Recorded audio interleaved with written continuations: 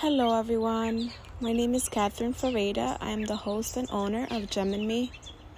I want to take the time today to introduce myself. Who am I? I'm a young, proud, first-generation Latina, born and raised in Washington Heights. I have excelled in my life with adversity, hope, belief, motivation, and most importantly, the power in me. And I believe everybody has their own power inside themselves. And I want to share this platform with you to be able to explore and dig very deep inside of you to find the blessings, the gifts that you were given to become the best version of yourself. So thank you so much for joining today to the Gem and Me podcast. I hope to give you blessings, aha moments, many gifts really that you have within yourself to be able to unfold and find those within you. Thank you for listening today and welcome to Gem to Me. The power is within you.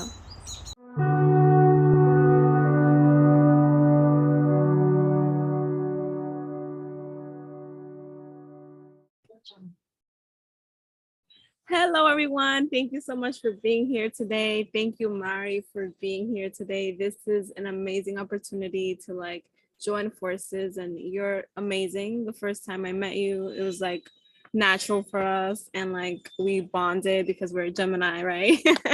That's one of the bonding factors. But I feel like your personality and everything that you do, it kind of aligns with our souls, like soul sisters, basically.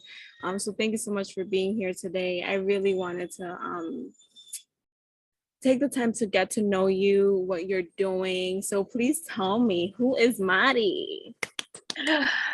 Oh, it is my pleasure and my deepest desire to have these kind of conversations with not only soul sisters, but with individuals who really can just recognize that connection, that deep human connection that reminds us that we are so much more than this human experience. So again, I just want to really thank you for bringing me onto your platform and for being open and receptive to these vibes, because many of us can fear them. And that's something we'll probably get into, because I talk about a lot of the fears that I've broken down in my life as part of my journey. So I'm learning to introduce myself in a new way because I'm stepping into so many new identities. And so it's very interesting to see yourself be able to make that shift, especially after you've had so many changes in your life. So I'm going to start with my first time introducing myself this way. So exclusive to your platform. Exclusive for Gemini. Exclusive for Gem and Me. I am the founder of the Women's School, and it's really a story of how I found her, the divine goddess within myself. And it's something that every woman should get to experience in their life. And it's a very easy formula. It is a formula of self-worth. And when you love and care for yourself in such a devoted way, you will be able to shine as brightly as some of the things that you see outside of yourself. Sometimes we think, if only I invest in this thing, if only I get this, get my boobs done, get my body done, if only I get another degree, if only I have a child, if only I get into a relationship, that we can have this joy and this peace and this sense of fulfillment. But really, it's all inside of us. And all we need to do is nurture it, elevate that self-love, and step into who we were meant to always be. So that is the purpose of my life on this planet. And I deliver that through a variety of different ways, from tuning into my podcast called Doing the Work, and getting some quick 5 minute to, I think my longest video is maybe 8 minutes. I understand, like, we don't all have the attention span sometimes. So I really wanted to offer something quick and easy to give people inspiration. And then if they feel ready to really do some healing work with me, I do monthly online healing circles over Zoom once a month. And then when they feel a bit more ready, they can either attend one of my live self-care events or retreats. And my Women's School is a 9-month container, which opens again for enrollment in 2023. Wow, there's a waiting list for that, right? Yes, there is a wait list. It is in my link in bio. And I thought a lot about that structure of like really making it a wait list. But I really wanted to be so intentional about those individuals who are ready to really build a new identity. Like you just cannot do that in less time, because when we make a baby in human world, humans, right, they carry this baby for 9 months. And so I really guide women on integrating their psychological and spiritual experiences with their intuitive knowing, and that is the process that I think you can birth a new identity through. So that's what the women's school is for, and we start again in April of 2023. Wow. Okay. So I'll make sure that I'm on that wait list. I need to go and run and put my name on it before it's too long. But Awesome. thank you so much for sharing. Like I mentioned prior, like you're an amazing human being. You have so much intention, so much love, so much support in what you do. Like it's like you said, a goddess. Like I love it. I love your energy. I love your vibe. I love the shirt. Like you're vibing I'm right wearing a now. purple shirt, crop top that says the vibes, But in case no one gets this video visual. at least you get that, right? If you get anything, get the vibes. But I wanted to ask you, like, what are three beliefs or core values that you have that you live by or that you like would like to expand and give others? Oh, three. Okay. One, trust.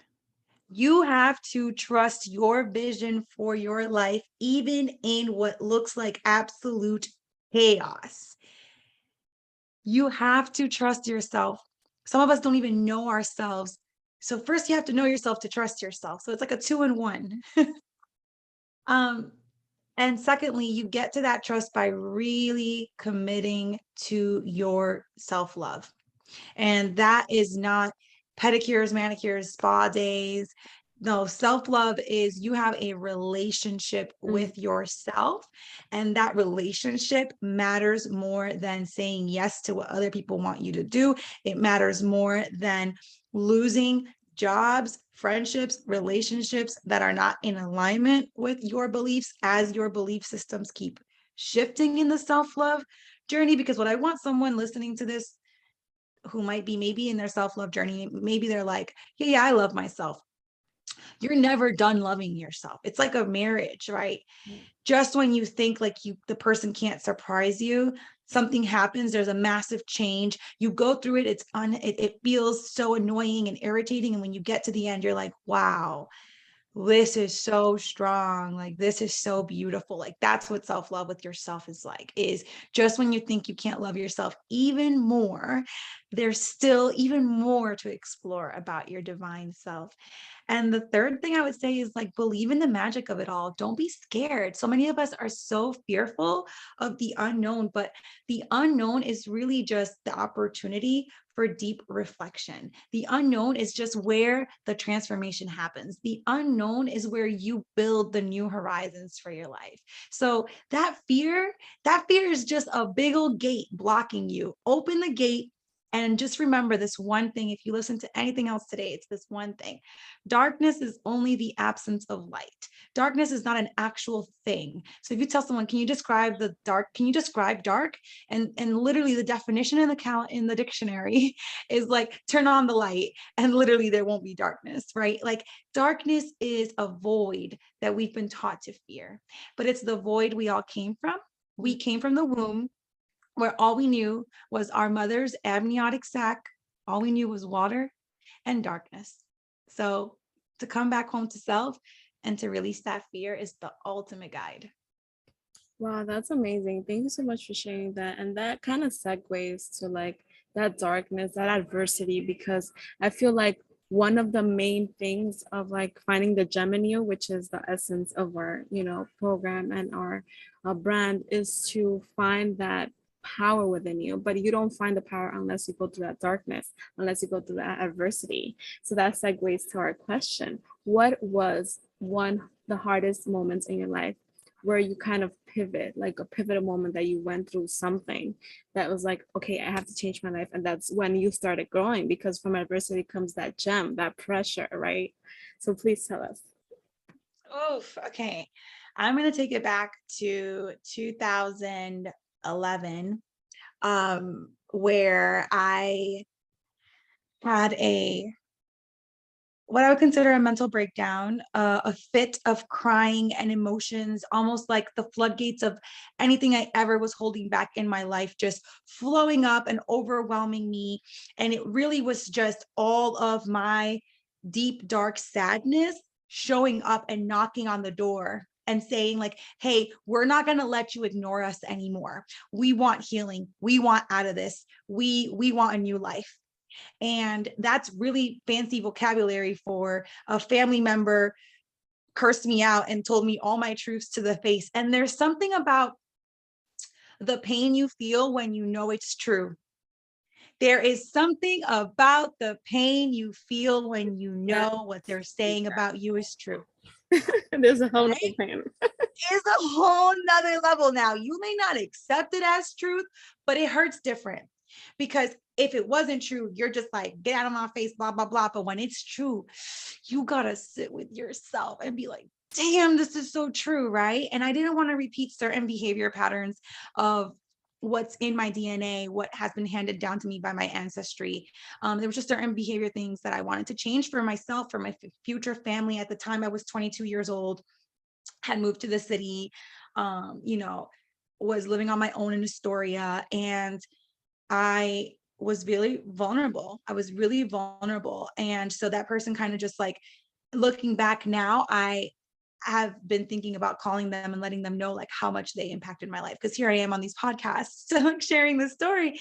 Yeah. But that led me to call my my employer's assistance program. It's called Employee Assistance Program. If you're someone who has an employer and you don't know how to get help or where to get started on seeking therapy or mental health assistance, you can go to your employer's assistance programs.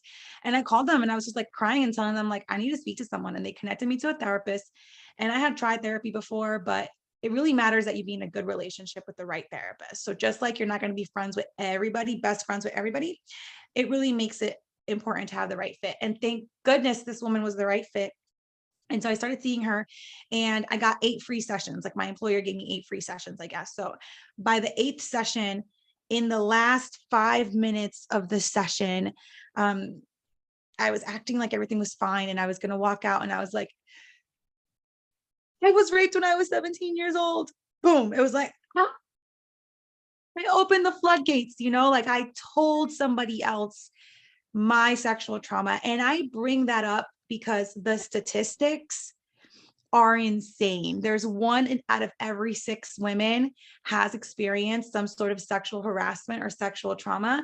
And that is of those who report. And I did not Mhm. report. So I'm not even in that category, right? So the numbers are much higher. Yes. And the second factor I want to share is that 80% of us knew our perpetrator. Our perpetrator was someone who was in our life, who knew our loved ones, right? This is not a person on the street coming to get you, right? So then the ultimate truth is we all know a perpetrator, unfortunately. And I want to be clear here. I'm not painting a picture of fear. I'm not painting a picture of, go question everybody around you. I'm laying out the reality of not only being a woman in today's society. We have a lot of liberty and a lot of gifts that have been given to us by our ancestors who fought for our rights.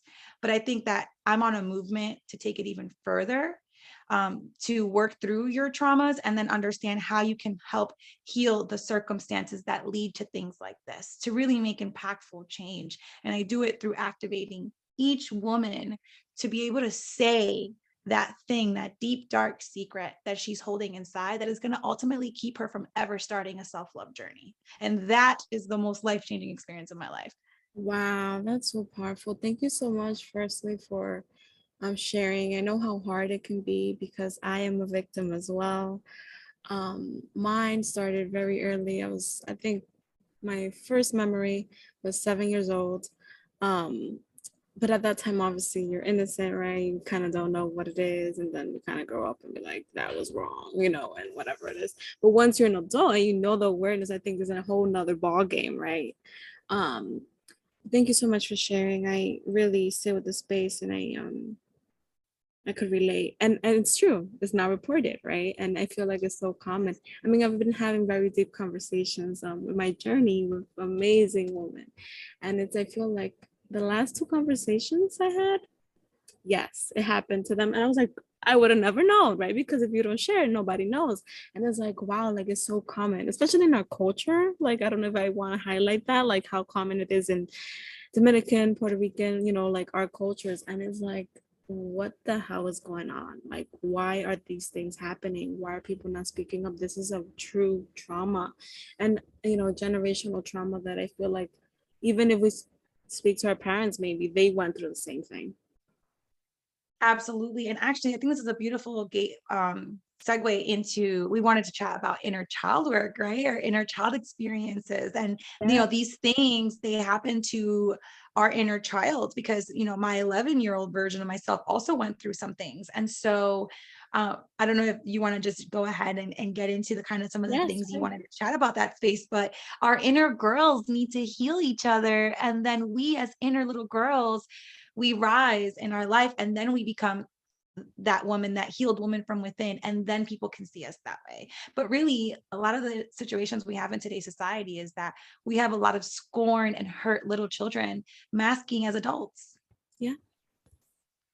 And that it comes up as like very toxic relationships with yourself, with others, right? Not being able to love others or love yourself because you don't think you're worthy of that love or you're worthy of that respect, right? You don't respect your body because it's like you're prone to these behaviors that are not acceptable or age appropriate really, and then you're like, oh, like what is this? And then you're like, oh no, this is normal, like let me just have sex or let me just have fun or whatever, or look for validation and love in places where you're not you shouldn't, right? Because you're looking for that love. I had a lot of trauma with I would say like my mom was a single mother when she raised me, and she also went through her own trauma of not having the love and nurturing from her mom. And that made her a very absent mom, and we didn't really have communication and conversations. And when I was 25 years old, I was like, I was going through therapy, as you said, and that was a pivotal moment for me. I was like, I have to tell her, like how I feel and why I have these resentments and these feelings towards her. And then it was actually for Valentine's Day. I was like, Mom, let's go have lunch. We had lunch. I was like, I know I've been wanting to tell you this for the last 25 years. And I feel like you weren't present, like I needed you. You weren't there. You weren't a loving mom. We didn't have communication. And this is part of my distance and behavior towards you because I don't have it in me, like this is not a thing. It's like you can't expect something that you haven't given, and I flat out and told her certain things that I had, in my mind and heart.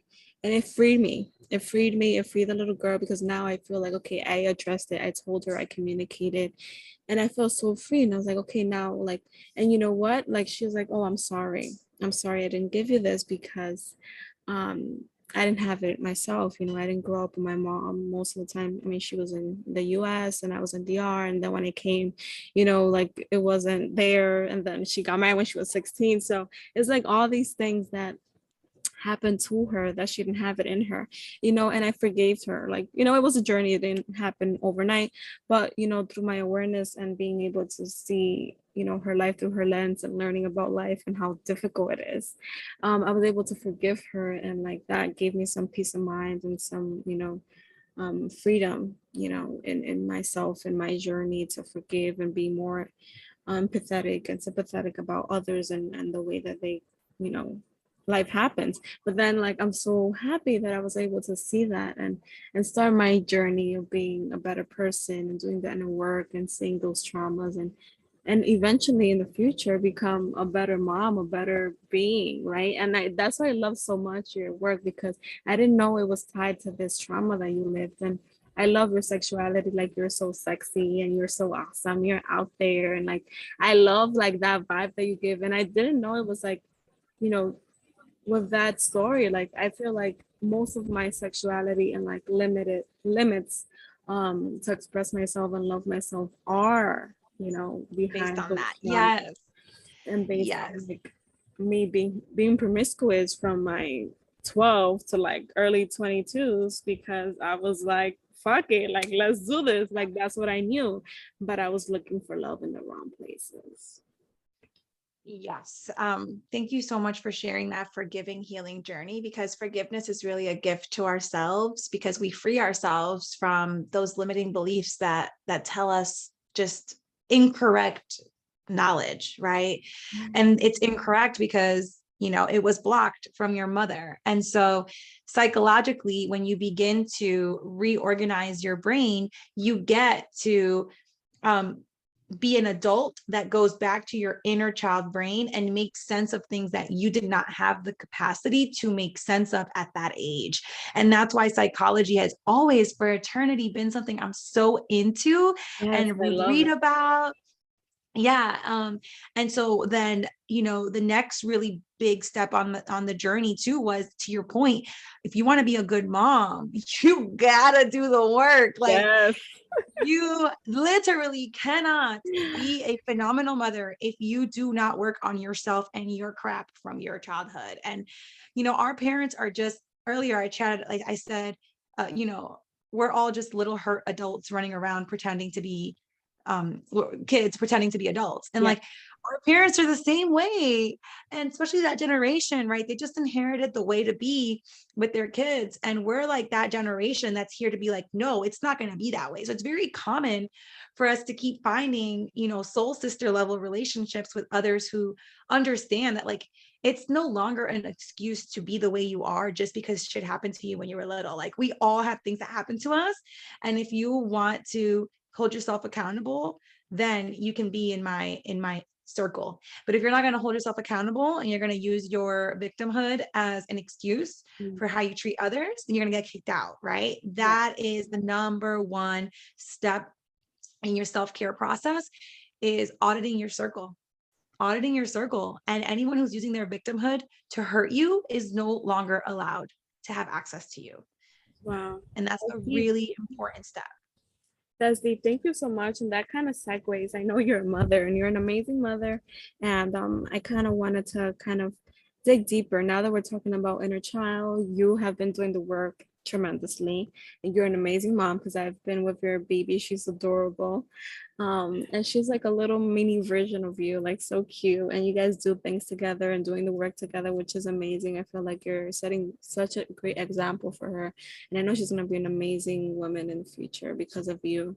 What legacy, do you want to leave your daughter and like other kids that are coming up or like might be like following you? Because I feel like there's so much power to what you're doing and like setting the example to moms who are like doing the work with you and like you kind of through them impact their kids. Like what legacy do you want to leave? I love this question so much because I'm staring at my big ass vision board that literally says, celebrate this woman's work, because I want my legacy to be celebrated. I want there to be a physical women's school next to every Planned Parenthood or fertility clinic. Like, I want women to know that their options are not Planned Parenthood, birth control, and abortions, Mm. or, even though Planned Parenthood, no shame, like they do a lot of necessary obstetrics, gynecological and obstetrics care. Don't get me Yes. wrong. But there is the misconstrued conception of that young girl looking at her options. And so when you're young, you're looking at someone throwing you a tampon or a pad and being like, yeah, whatever, you're going to bleed every month and hate it. Here you go. Yeah, get on birth control so that you don't get pregnant. Mm. Or, you have the option to just disregard. If you do get pregnant, you can just get it taken care of. Mm. Knock on wood, who even knows, because our rights are literally on the Congress table as we're speaking. Right. um but then you get older, and what happens, you have the consequences of the fact that you never understood your cycle, and you've always been on birth control. Now you can't get pregnant when you want to get pregnant. Now you give away all of your power to a fertility clinic, and you're like, can you make me pregnant with child, please? And that is not the options I want my daughter to have. So the women's school is an option where you learn to integrate your actual body parts within your pelvis floor area, right? You get to learn about your womb and what wisdom it holds, and how to understand your cycle. And actually, just to give you a little like tiny spiel of what that means, it's like, for example, it's not even a menstruation cycle, it's actually an ovulation cycle. You will ovulate consistently throughout your whole life, and if you do not impregnate that egg, then you menstruate. You do not menstruate, and therefore you ovulate. You are on an ovulation cycle. And this cycle is a powerhouse in your physical body. So we are all human beings. We run on the circadian rhythm. The circadian rhythm is like the rhythm that tells our body what to do at what time of day. Now we've interrupted that by having electricity. So we have light even when it's no longer light outside, right? And so we all understand the impact of our sleep and how that can influence our stress levels and our brain and our abilities to fully be rested if we don't get enough sleep. We all understand that, right? When a female bodied person begins to menstruate, and again, because that's what we call it, but it's actually when you begin to ovulate, right? When you begin to ovulate, you enter another system. You literally enter a system called the infradian system. And we don't even know we operate in another system. It's completely different than the regular circadian system that all the men continue on. And we don't go back to the circadian system until menopause. And so this is like an example of a lesson that I give within the women's school, where it's like you are literally running a Mustang on regular nasty oil and never giving it checkups and expecting to have 100% horsepower of this Mustang. Baby, you are not going to have 100% power if you are not in control of your ovulation cycle. And in control doesn't mean having an IUD, anything. It means that you understand how your cycle operates. You understand when and if you want to have a baby or not have a baby, when you are safe to do that. And that if we honor our bodies this way, we wouldn't need to look outside of ourselves to manage our own body. And your body knows more. So what happens is we're having a high increased rate of miscarriages because we're playing God. We're putting babies in people's bodies. And the body is so smart that the body is like, nah, it's not safe in here. Like, I'm not getting pregnant intentionally. It's not safe in here. There's all this medical stuff that you people on the outside don't know, because the human body is literally the best machine in the world, literally the best brain in the world. Like, a computer will never be able to be a body, right? So that's where the womanly intuition, where you got to know yourself, you got to know your body, you got to know what your body's telling you if you really want to like live your life on 100% horsepower. So I think that really like brings it together, where do I want my legacy to be? I want my legacy to be that women believe in their bodies more than anything outside themselves. Wow. That's beautiful. Thank you so much for sharing that. I'm learning as you speak because, like you said, we kind of grow in this pattern of like, okay, your period, and then just avoid kids, and then when you do decide, and then these social norms, if you will, of like how you're supposed to manage and take care of your body or whatever it is, right? But yeah, I really feel like I need, because of many reasons, I need that journey of like knowing my body and being able to control it for multiple reasons, right? One, because of the past trauma, and I feel like connecting with your body really enhance your sexuality with yourself and your partner. Um, but also being able to take control of like, okay, right now I don't feel ready, right, to have a child, but I feel like being able to take control of that decision within myself and not having to rely on birth control and other methods to align with that. Right. So thank you so much for sharing that. We definitely have to do a consult. Girl, this is my life. I'm like, did you know? And everyone's like, we gotta have a consult. I'm like, I know. This is why I'm gonna need to build a whole school and a whole team, because I Yeah. really see that legacy. And so thank you for honestly just giving me the opportunity to share that with you. Yes. Oh my God. I love you so much. Thank you. Thank you. Because I feel like we connect in so many levels. And as we're speaking, it's like, yes, like check all the boxes. Like we connect in with our past traumas and our work that we want to enhance and help others, because that's what, you want to do with women's school. But at the same time, we're doing that with Gem and me, and like doing the work and like connecting people and community, which I think is essential to be able to get there. And that kind of feeds off like you choosing the people who are around you, right? They're aligned with your purpose, and you're not with people who kind of drain that energy because they're in another frequency of like, oh, I'm a victim and this and that, right? So it kind of ties everything, right? But thank you so much. I'm so happy, that an honor to have you here. I really do. And I wanted to give you the chance also to share. I know you mentioned like your three beliefs, but if you were to like kind of, I would say in like 30 seconds, say what is like your life lesson from like your experience, like what is the biggest lesson that you've learned in your life apart from the work that you're doing, obviously internally and externally. What would you say is your greatest lesson of life? Okay, do you have your phone on you? Can you start a 30-second timer? I'm excited to do this in 30 Yes. seconds. Let me know when to start. Okay. What was the question? What the question? But it's The the life big lesson, a life, life yeah, like so to share the biggest life lesson. Okay, give me life. one moment. Just gonna put it all together in my head. Yes. Okay, I'm ready. All right. One, two, go. You are co-creating your reality. You are co-creating your reality. And when you realize that and plant belief systems of the life you actually want to be your reality, you experience that. So all you have to do to live your best life is take away all the belief systems that are trash, that were just inherited in your DNA, and build your new belief structures all around your self-love. Did I do it on time? Yes, right on time. Wow, you got this. I love it.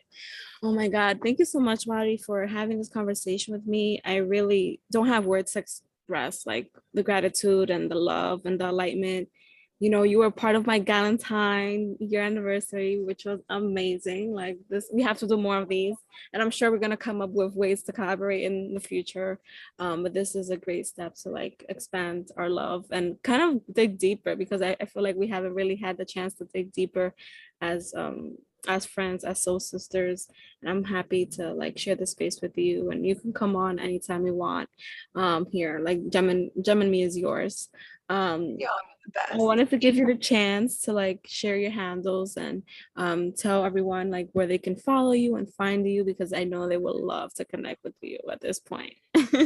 Thank you so much. So yes, right now you can find me on Instagram at Mari, Mari, with an I, not a Y, even though my whole family still writes my name with a Y. Mari Vega, V as in Victor, Vega, Goddess. So Mari Vega Goddess on Instagram. And my website is marivega.me. And I encourage you to check out the links in bios. They always have the most up-to-date information, and especially tuning into my podcast, doing the work to just get you started on the mindset that you are co-creating and that you can control where your mind goes, and that you can plant little tiny seeds to get you there. And so I know that in your work in Gem and Me, if they're in that world, they're already going to be experiencing all of the gems.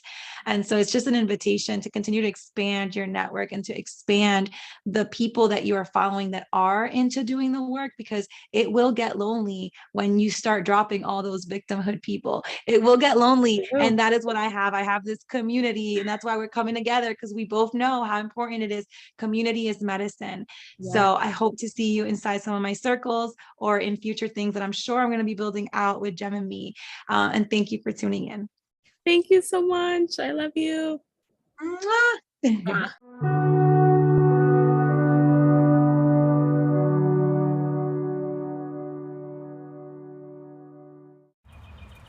Hello, everyone. Thank you so much for listening to today's episode. I am so grateful that you're here listening to my podcast, Gem and Me.